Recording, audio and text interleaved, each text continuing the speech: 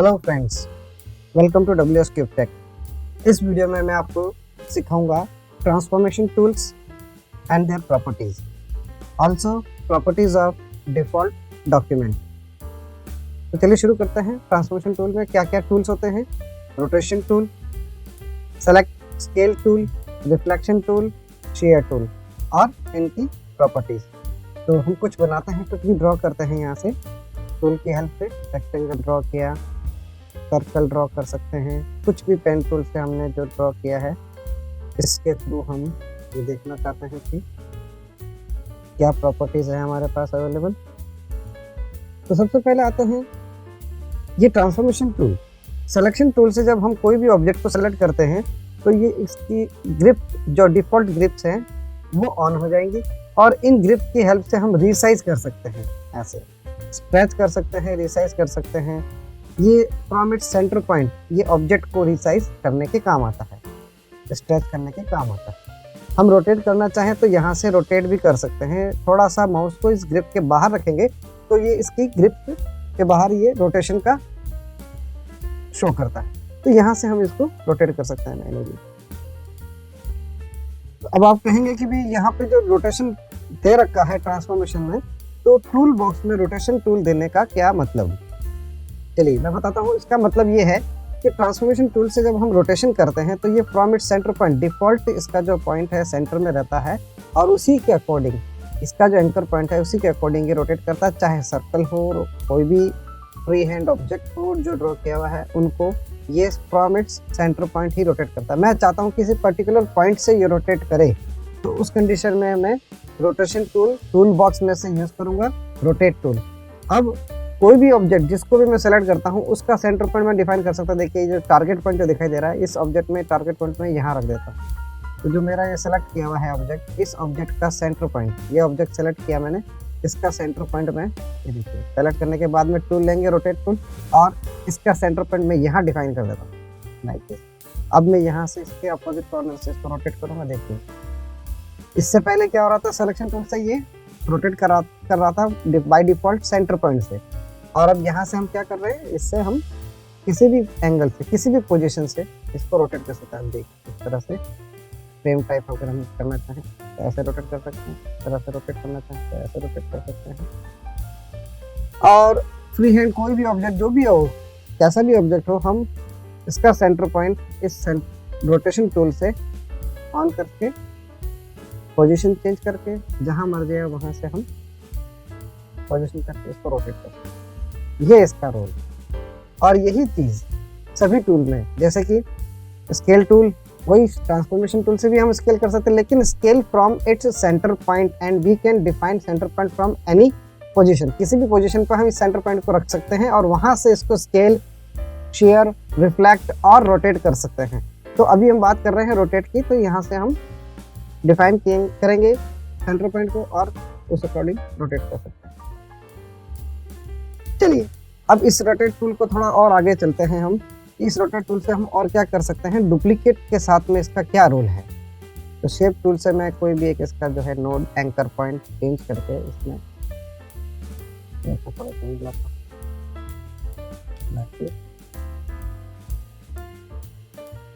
अब कुछ मैं रोटेशनल शेप में बनाना चाहता हूँ, उसको मैं स्केल कर देता हूँ।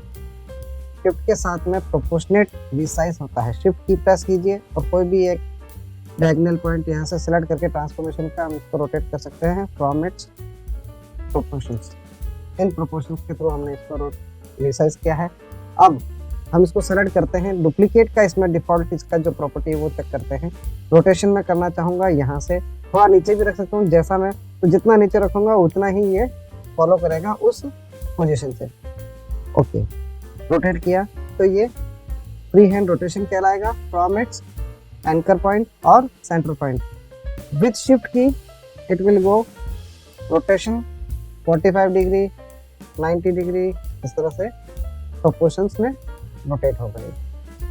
तो हम ऐसे पर्टिकुलर डिग्री पे भी रोटेट कर सकते हैं इस टूल को, वापस इसको इसकी पुरानी पोजीशन पे भी ला सकते हैं। अगर हम ऑल्ट की के साथ इसको रोटेट करते हैं, ऑल्ट एंड शिफ्ट की के साथ, इस सेंटर पॉइंट में यहाँ डिफाइन करता हूँ, देन ऑल्ट एंड की, ऑल्ट के साथ में शिफ्ट प्रेस करता हूँ, तो मैं क्लिक करता हूँ, सॉरी ऑल्ट, ये इसको मैं यहाँ डिफाइन करता हूँ। जैसे ही मैं सेंटर पॉइंट डिफाइन करूँगा, ऑल्ट की के साथ में एक डायलॉग बॉक्स अपीयर होगा फॉर डुप्लीकेशन। अब यहाँ पे ये बता रहा है -45 डिग्री, यानी कि क्लॉकवाइज ये रोटेट करेगा इस ऑब्जेक्ट को, सेम ऑब्जेक्ट को। मैं चाहता हूँ इसके डुप्लीकेट को करे, तो जैसा कि प्रीव्यू में दिखा रहा है सेम ऑब्जेक्ट है, कॉपी करने पर इसके कॉपी को करेगा और ये डायलॉग बॉक्स कंप्लीट हो जाएगा।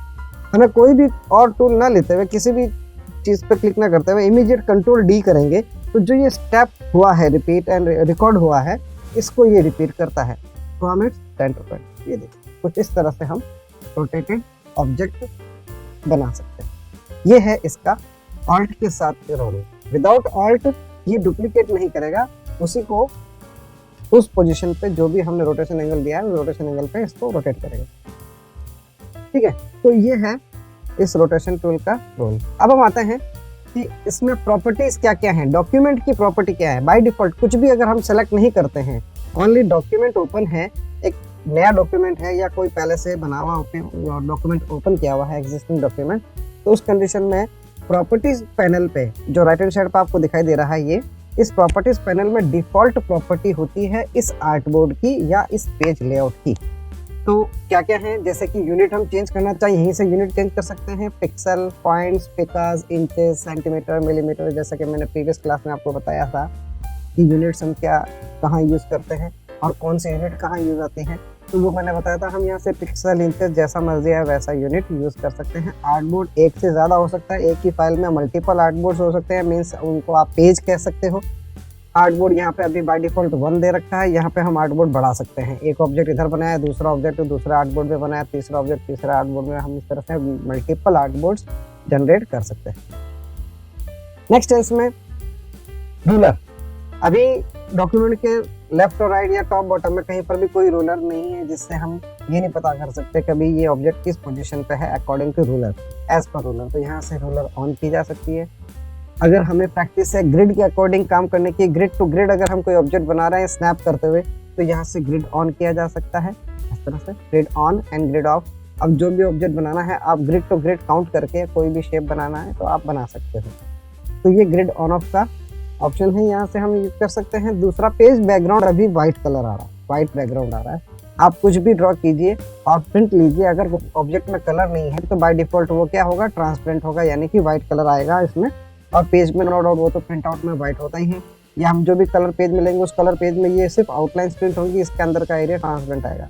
हम यहाँ चाहते हैं कि इसका विजन भी व्हाइट के बजाय ट्रांसपेरेंट हो जाए, तो यहाँ से हम ट्रांसपेरेंट कर सकते हैं। सिर्फ ये पेज की बाउंड्री या जो आर्टबोर्ड बनाया है, इस आर्टबोर्ड की बाउंड्री शो करेगा, पेज ब्लीड शो करेगा, और बाकी एरिया जो है जो व्हाइट दिखा रहा था उसको ट्रांसपेरेंट में शो कर देगा। तो यहाँ से हम इनको चेंजेस कर सकते हैं, वापस हम डिफॉल्ट ले आते हैं व्हाइट बैकग्राउंड की तरफ।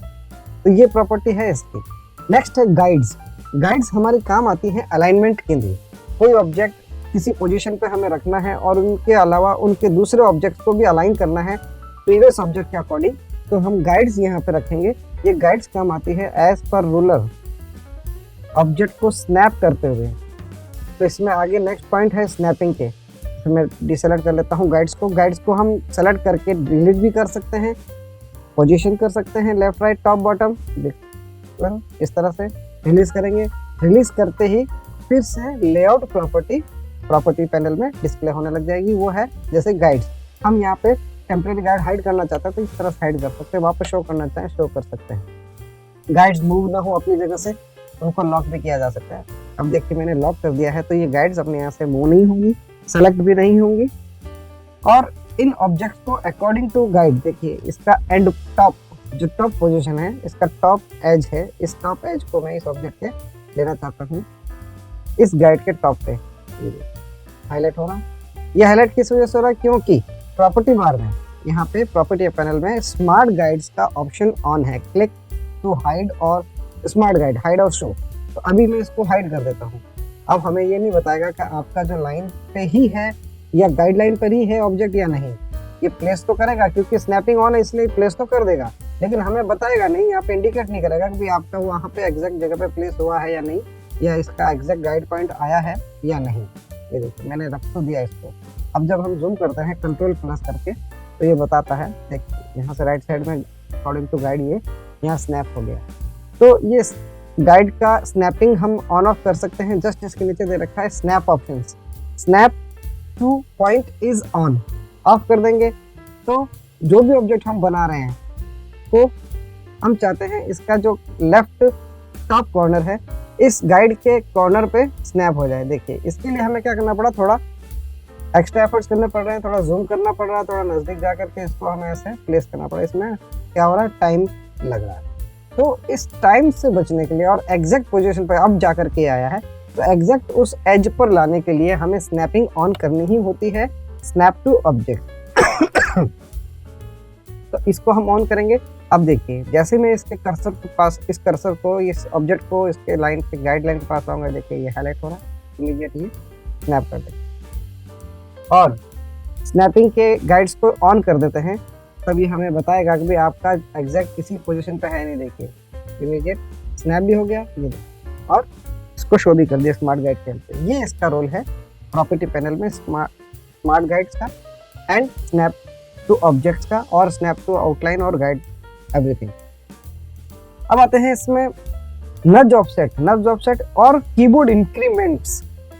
इस ऑब्जेक्ट को मुझे माइन्यूट स्पेस पे मूव करना है, थोड़ा थोड़ा मूव करना है, या बिल्कुल इस ऑब्जेक्ट से एक डिस्टेंस मेंटेन करते हुए करना है और उसको हमें मार्जिनल पॉइंट्स पर रखना है इसको। तो ये जो कीबोर्ड इंक्रीमेंट्स जो दे रखा है ये इसी को रिप्रेजेंट कर रहा है कि कर्सर कीज, कीबोर्ड पे जो 4 कर्सर की हैं, ये लेफ्ट राइट टॉप बॉटम की, इन की से ऑब्जेक्ट को हम मूव कर सकते हैं उस पर्टिकुलर पोजीशन पे। मान लीजिए मैं इसको यहाँ से आधा इंच के गैप में मूव करना चाहता हूँ या जस्ट यहाँ से ½ इंच में मूव करना चाहता हूँ। मेरे पास ना कोई गाइड है ना कोई इसका स्पेशल पोजीशन है कि भाई यहाँ पे ही आ जाए स्नैप करते हुए।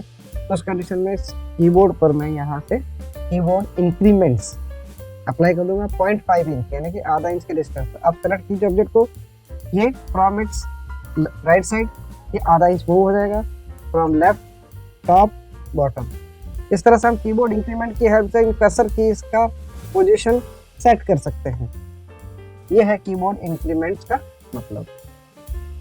बाकी ये डिफॉल्ट प्रॉपर्टीज इनको ऑफ ही रखना होता है। डॉक्यूमेंट सेटअप में हम दोबारा डॉक्यूमेंट का सेटअप कर सकते हैं, मार्जिन सेट कर सकते हैं, पीछे का बैकग्राउंड चेंज कर सकते हैं। जो ग्रिड की जो कलर आ रही है, ग्रिड अभी हमने ग्रिड ऑन नहीं किया है तो जो ग्रे कलर में जो ग्रिड बता रहे थे उनका कलर चेंज कर सकते हैं। ग्रिड की साइज बढ़ा सकते हैं, लार्ज या स्मॉल और बारीक आ जाए या और डार्क आ जाए। तो इसका यहाँ से हम ये डॉक्यूमेंट सेटअप से लेटर ऑन हमने जो डॉक्यूमेंट बनाया है बाद में भी इसमें चेंजेस कर सकते हैं। ठीक है, तो ये है इनके, और ये कुछ प्रेफरेंसेस हैं डिफॉल्ट, ये तो बाय डिफॉल्ट रहनी है, इतनी यही रहनी है, इनको हम अभी चेंज नहीं करेंगे। तो ये प्रॉपर्टी है किसकी, लेआउट की। अभी हमने कोई ऑब्जेक्ट सेलेक्ट नहीं किया है तो ये लेआउट की प्रॉपर्टी शो कर रहा है। जैसे ही मैं कोई ड्राइंग ऑब्जेक्ट सेलेक्ट करता हूँ, बेसिक चित्र जो भी बनाया है, तो अब प्रॉपर्टी किसकी शो कर रहा है, सेलेक्टेड ऑब्जेक्ट की। इस सेलेक्टेड ऑब्जेक्ट में क्या डिस्प्ले कर रहा है, stroke, opacity, effects, alignment of the object, offset of the path, ये शो कर रहा है। तो हम यहाँ से भी आउटलाइन की विड्थ बढ़ा सकते हैं, जो कंट्रोल पैनल में मैंने बताया था। यहाँ से कलर और स्ट्रोक चेंज कर सकते हैं। ठीक इसी तरह से यहाँ पर भी कलर एंड स्ट्रोक चेंज कर सकते हैं, स्ट्रोक की साइज कंट्रोल कर सकते हैं। और जो भी कलर हमने इनसाइड में कलर कुछ भी नहीं फिल किया है तो मैं यहाँ इनसाइड में कलर फिल करता हूँ, ब्लैक कलर। इस कलर गाइड से मैं कलर बना सकता हूँ, tan, magenta, yellow, black, in colour की हेल्प से मिक्सअप करके मैं कलर बना सकता हूँ। तो ये फिल किया हमने। अब ये फिल भी हमें चाहिए ट्रांसपेरेंट, थोड़ा सा कलर, ये जो ग्रीन कलर लिया इसमें थोड़ी सी ट्रांसपेरेंसी चाहिए। तो opacity means to transparent the colours like this 65%। तो आउटलाइन प्लस फिल, इन दोनों पर ये ओपेसिटी अप्लाई होगी। 50% कर देते हैं, 46% कर देते हैं। इफेक्ट्स में आपको बाद में बताऊंगा क्योंकि इसके लिए हमें ये इफेक्ट मेनू पूरा करना होगा, लेकिन अभी फिलहाल यही है कि इनिशियल स्टेज पर आपको पहले ये जानना होगा स्ट्रोक क्या है, उसकी ओपेसिटी क्या है, फिल की ओपेसिटी क्या है, ये हम बाद में देखेंगे। नेक्स्ट है अलाइनमेंट, हमने किया ही है, left right top bottom alignment करना ऑब्जेक्ट को। अब इस ऑब्जेक्ट को अलाइन करना है इसके टॉप में, तो इसको सेलेक्ट करेंगे, शिफ्ट के साथ में इस टॉप ऑब्जेक्ट को सेलेक्ट करेंगे। यहाँ पर प्रॉपर्टी दे रखी है vertical align top, vertically object को टॉप में अलाइन कर दे। तो जो सेकंड में जो मैंने ऑब्जेक्ट सेलेक्ट किया उसके टॉप में जो जो रेक्टेंगल है इसको अलाइन कर दिया, ये टॉप अलाइनमेंट कहलाता है। अगर बॉटम करना है तो बॉटम के लिए ये की प्रेस करूंगा यहाँ से, इसको जो सेकंड ऑब्जेक्ट है उसको बॉटम में कर देगा इस रेक्टेंगल के पूरे, टॉप एंड बॉटम। तो ये होता है अलाइनमेंट करना। अलाइनमेंट का रोल है, कोई भी जैसे टेक्स्ट लिखा है, इस टेक्स्ट को बॉक्स के एग्जैक्ट सेंटर में लेना है, या कोई दूसरा ऑब्जेक्ट हमने बना रखा है उसे हमें पर्टिकुलर ऑब्जेक्ट के सेंटर में लाना है। इस सर्कल को मैं इस रेक्टेंगल के सेंटर पॉइंट पे लाना चाहता हूँ। एक तो तरीका है मैं प्लेस कर दूँ, ये स्मार्ट गाइड की हेल्प से आपको गाइड करेगा कि भाई आपका ऑब्जेक्ट एग्जैक्ट किस ऑब्जेक्ट के सेंटर में आया है या नहीं आया। फिर भी थोड़ा कंफ्यूजन हो तो हम इन दोनों को सेलेक्ट करेंगे इस तरह से, vertical alignment and horizontal alignment दोनों फीचर्स ऑन कर देंगे। ये है हॉरिजॉन्टल अलाइनमेंट सेंटर में, और ये वर्टिकल अलाइनमेंट सेंटर में। लेफ्ट करना है लेफ्ट कर सकते हैं, राइट करना है राइट कर सकते हैं, टॉप करना है टॉप कर सकते हैं, पर्टिकुलर ऑब्जेक्ट के बॉटम में करना है बॉटम में, सेंटर में, वर्टिकली हॉरिजॉन्टली, इस प्रकार से अलाइनमेंट हम कर सकते हैं। अभी ये जो अलाइनमेंट हो रहा है ये अलाइनमेंट हो रहा है इन दो ऑब्जेक्ट के बीच में। और भी होता है कि हम मल्टीपल ऑब्जेक्ट बना रखे हैं और इन ऑब्जेक्ट को आपस में एक दूसरे के अलाइन करना है। Control zero to fit on screen, इस पूरे लेआउट को पूरे स्क्रीन पे फिट कर दें। Left align, centre line, right align, bottom align, सारे ऑब्जेक्ट आपस में बॉटम अलाइन हो जाएंगे, सारे ऑब्जेक्ट आपस में टॉप अलाइन हो जाएंगे। इस प्रकार से हम ये अलाइनमेंट का यूज कर सकते हैं। फ्रॉम अ रेंज, एक रेंज में अलाइन करना। यहाँ उसमें ऑप्शन दे रखा है नेक्स्ट अलाइन टू सिलेक्शन। ये जो स्टार्ट टू एंड तक ये जो रेंज है इस रेंज में अभी अलाइन कर रहा है। अलाइन टू आर्टबोर्ड, आर्टबोर्ड का मतलब होता है पूरा पेज, इस पेज के टॉप टू बॉटम ये अलाइन कर देगा, टॉप में टॉप के अकॉर्डिंग। तो यहाँ से मैं इसको करता हूँ अलाइन, ओके, पेज के सेंटर में हो रहा है, ये देखिए सेंटर लिया तो पेज के सेंटर में, लेफ्ट लिया तो पेज के लेफ्ट में, राइट लिया तो पेज के राइट। तो पेज के अकॉर्डिंग करना हो, आर्टबोर्ड के अकॉर्डिंग करना हो तो हम आर्टबोर्ड के अकॉर्डिंग कर सकते हैं। एक है अलाइन टू की ऑब्जेक्ट, हमारा की ऑब्जेक्ट इसके अंदर कौन सा है उसे हमें बताना होगा। तो अलाइन टू की ऑब्जेक्ट, मैं एक ऑब्जेक्ट ये लेता हूँ, दूसरा ये लेता हूँ और फिर अलाइन करता हूँ। अभी भी आर्टबोर्ड है, की ऑब्जेक्ट ऑन करते हैं, सेलेक्ट की ऑब्जेक्ट, शिफ्ट के साथ सेलेक्ट करेंगे, लास्ट में जो ऑब्जेक्ट सेलेक्ट किया है। तो हमारा की ऑब्जेक्ट क्या हुआ, ये बॉटम वाला ऑब्जेक्ट है, ये की ऑब्जेक्ट हुआ। इसके अकॉर्डिंगली उस ऑब्जेक्ट को यहाँ पे सेंटर लाइन कर देगा रेक्टेंगल को। तो ये होता है अलाइनमेंट करना, ठीक है। तो हमने प्रॉपर्टी देखी है डॉक्यूमेंट की, हमने प्रॉपर्टी देखी है रोटेशन टूल की। रोटेशन को हम डुप्लीकेट किस तरह से कर सकते हैं, सेंटर पॉइंट के अकॉर्डिंग डुप्लीकेट करते हुए रोटेटेड वे में ऐसा सर्कुलर कोई भी शेप ड्रॉ कर सकते हैं, ये बना सकते हैं। तो ये है इसका रोल, रोटेशन। ठीक इसी तरह से स्केलिंग भी ऐसे ही काम करेगा। जैसे कि मैंने बताया आपको, हम स्केल इस ट्रांसफॉर्मेशन पॉइंट की हेल्प से भी कर सकते हैं, लेकिन इससे करने से ये बेनिफिट है कि हम सेंटर पॉइंट डिफाइन करते हुए, मैं चाहता हूँ कि स्केलिंग जो है इसका लेफ्ट पार्ट लॉक्ड रहे और मैं इसको राइट साइड से स्केल कर सकूँ। ये देखिए right and top and bottom. अगर राइट करना है एग्जैक्ट तो शिफ्ट के साथ कर लीजिए, ये इसको लॉक कर देगा इसकी हॉरिजॉन्टल पोजीशन पे। इसको मैं चाहता हूँ इसका ये राइट एज लॉक हो जाए, तो सेंटर पॉइंट यहाँ ले आऊँगा राइट एज पे, देन विद शिफ्ट की मैं यहाँ इस तरह से लाइन कर सकते हैं, सॉरी ऑब्जेक्ट को रिसाइज कर सकते हैं फ्रॉम इट्स एंकर पॉइंट। तो जो भी पोजीशन आपको लॉक रखनी है वहाँ आप एंकर पॉइंट को प्लेस कर दीजिए, वो पोजीशन लॉक हो जाएगी। उसके अपोजिट पोजीशन पर हम इनको चेंजेस कर सकते हैं। स्केल टूल का ये रोल है। ठीक इसी तरह से रिफ्लेक्ट टूल से हम ऑब्जेक्ट को अपोजिट कर सकते हैं। तो हमारे पास कोई ऐसा अपोजिट करने के लिए ऑब्जेक्ट होना चाहिए। मैं पेन टूल से एक कुछ भी शेप बना लेता हूँ।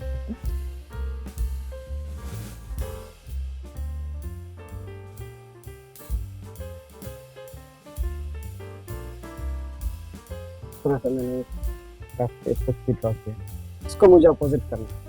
तो अपोजिट करने के लिए देखिए प्रॉपर्टी बार में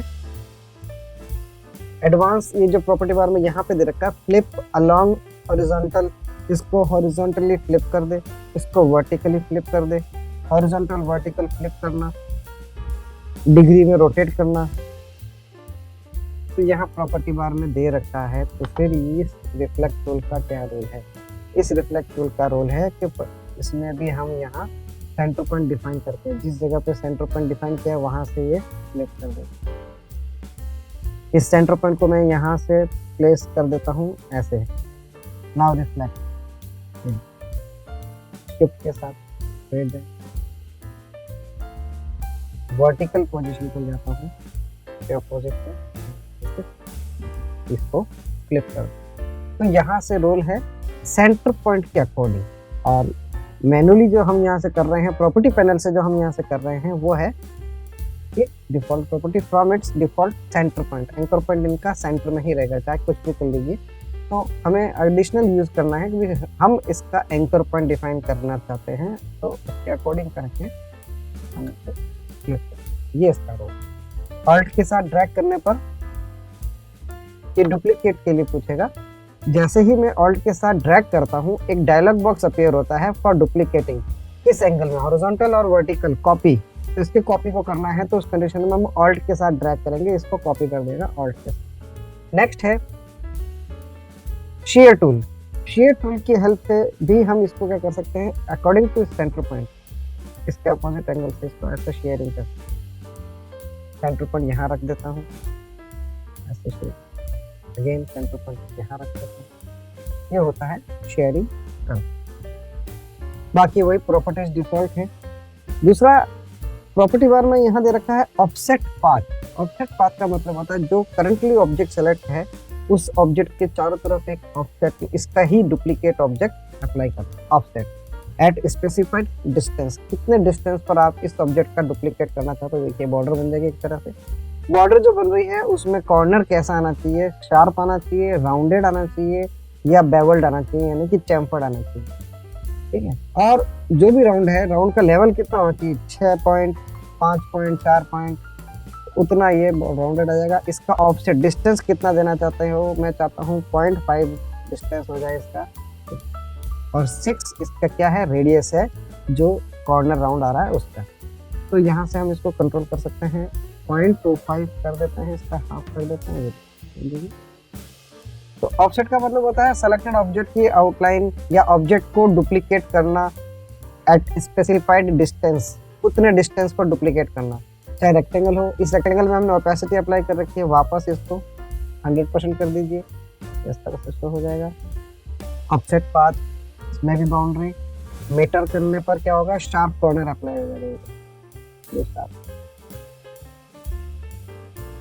कंट्रोल Z, अगर कुछ भी गलत हो जाता है तो हम उसको कंट्रोल Z से रीडू कर सकते हैं, अनडू कर सकते हैं। तो ये प्रॉपर्टी है ऑफसेट की, यहाँ से हम ऑफसेट कर सकते हैं सेलेक्टेड ऑब्जेक्ट, जो भी ऑब्जेक्ट हमने बना रखा है उसको अरेंज, सीक्वेंस चेंज करना।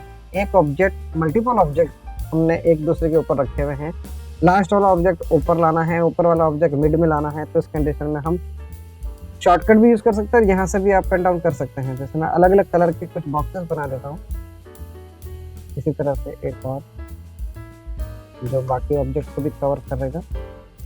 यहाँ पे 3 ऑब्जेक्ट हमारे, सबसे लास्ट ऑब्जेक्ट को मैं सबसे टॉप में लाना चाहता हूँ। कंट्रोल ब्रैकेट्स, पी के पास में जो ये ब्रैकेट्स दे रखे हैं, कर्ली ब्रैकेट कह लो या क्लोज ब्रैकेट कह लो, ये ब्रैकेट, इनकी हेल्प से मैं, अब देखिए कितनी बार मैंने किया, 5-6 बार किया, क्योंकि ये इन ऑब्जेक्ट्स को भी काउंट करता है। 1 2 3 4 5, मतलब ये ऑब्जेक्ट मैंने इन 5 ऑब्जेक्ट को बनाने के बाद बनाया था या उससे पहले बनाया था, तो ये उतना स्टेप तक जाएगा। तो control means to step by step changing the order of object.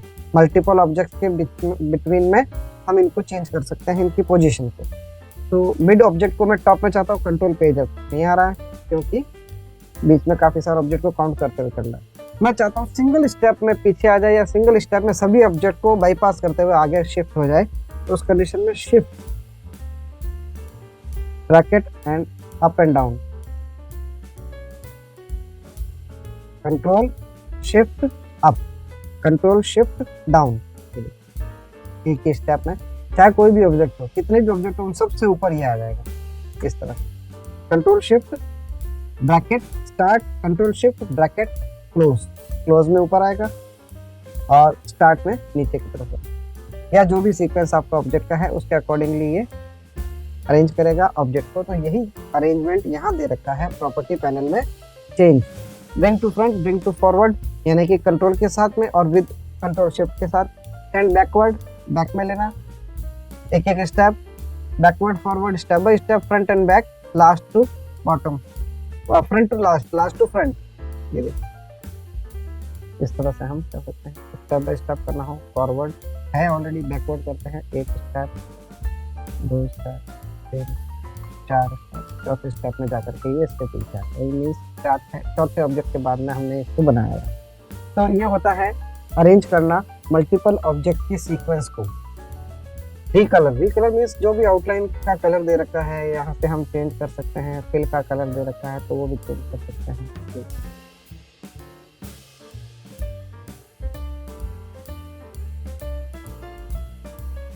रिकलर means वापस कलर, दोबारा कलर चेंज करना, ठीक है।